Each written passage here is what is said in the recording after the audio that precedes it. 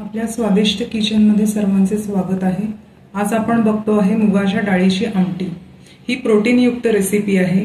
जर तुम्हाला तुरीच्या डाळीच्या आमटीमुळे ऍसिडिटी सारखा त्रास होत असेल तर तुम्ही मुगाच्या डाळीची आमटी नक्की ट्राय करू शकता।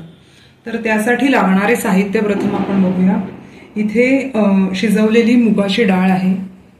ही मी साधारणपणे 4 ते 5 शिट्ट्या करून शिजवून घेतलेली आहे। त्यानंतर फोडणीसाठी आपल्याला तेल लागणार आहे।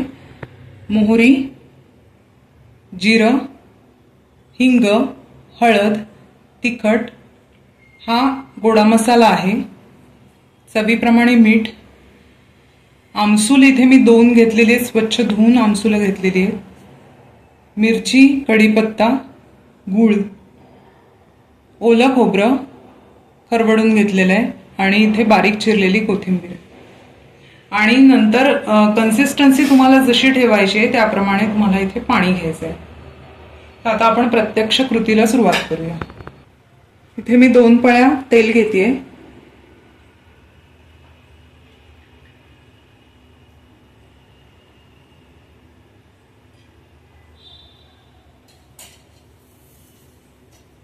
तेल गरम होऊ द्यायचं आहे।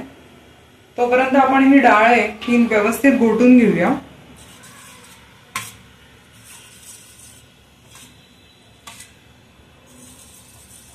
मध्यम आकाराची वाटीभर ही डाळ मी स्वच्छ 3 वेळेला पाण्यातून धुवून शिजवून घेतलेली आहे।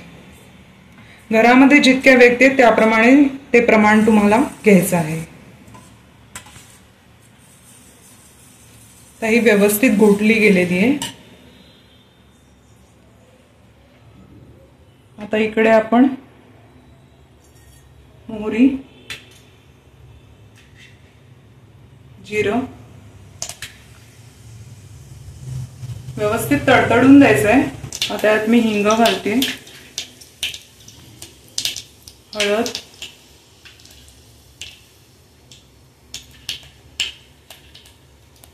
मिरची आणि कढीपत्ता,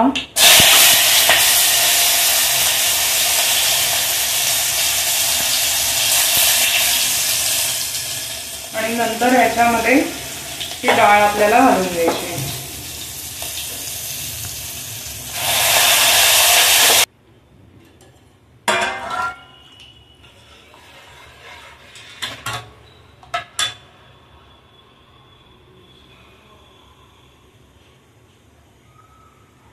आता बाकीचे इन्ग्रेडियंट्स घालून घेऊया। तिखट,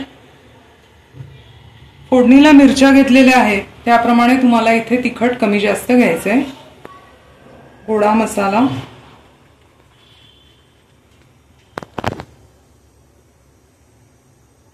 मीठ चवीप्रमाणे, आमसूल,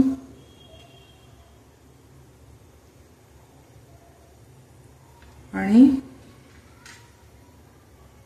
गूळ।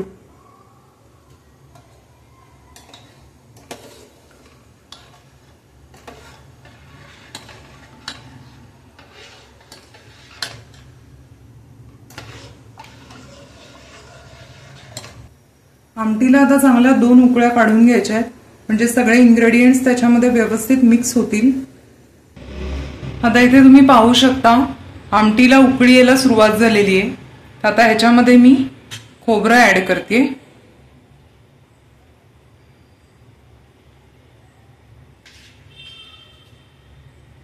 जेणेकरून हे खोबरं शिजून निघेल। व्यवस्थित मिक्स करून घ्यायचंय। आता मी याच्यामध्ये कोथिंबीर ऍड केली आहे।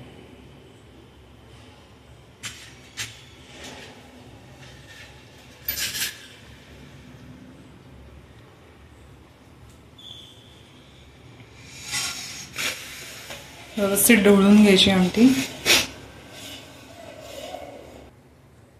इथे तुम्ही बघू शकता आमटीला व्यवस्थित उकळी आलेली आहे।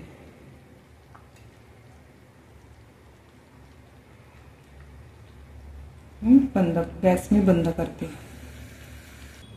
ही आमटी तुम्ही पोळी बरोबर भाताबरोबरही खाऊ शकता। ही आमटीची रेसिपी तुम्हाला आवडली असेल तर लाईक, शेअर आणि सबस्क्राइब नक्की करा। धन्यवाद।